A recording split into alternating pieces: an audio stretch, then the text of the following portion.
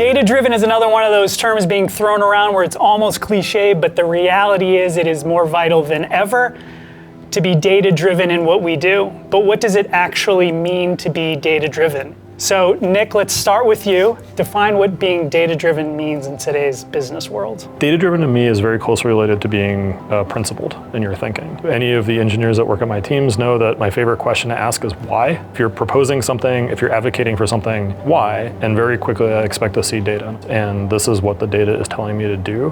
And Lillian, for you, talk a little bit about how you assess for, look for people that are facile with data, but specifically sort of this data-driven mindset at the senior levels. If I have an exec that came into a company very early on where they're trying to find product market fit, then I think the qualitative piece is probably more important than the quantitative piece. If I'm looking for an exec who's scaled, the quantitative piece is probably more important than the qualitative piece. So I'm hearing you say like really knowing where your company's at and what insights you're trying to draw, what data you're trying to report on. You have to be very clear. Yeah. Because it's not a one-size-fits-all approach. Right. I frequently ask people that I interact with, whether it's engineers or product managers, a design question.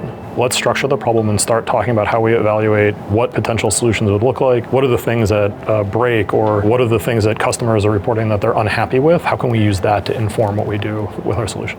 How do you think about being data-driven? I think it's really important for the team to make sure that it's got both the qual side and the quantitative side. We're in sales, we want to see revenue grow, but I also want to see bottom line. What else will it cost? What else will it do? In addition to what type of account or what type of channel are we trying to enter? Does this help the greater goal of the brand? So I think it's really important as I'm interviewing candidates is really understanding how do they leverage data to either tell a story or convey an ask, and really leverage that in their sales pitch, and to really judge the critical thinking and how they're going to use data to weave it together in a manner that's going to be meaningful and influential. So you heard it, and having a data-driven mindset is incredibly important. So if you are not steeped in years and years of analytical work, have no fear, there's ways that you actually can develop this data-driven mentality and approach to what you're doing. And if you're out there interviewing, make sure that it's a part of almost every single interview that you do, that you can draw out some level of data-driven insight from the candidate you're sitting across from.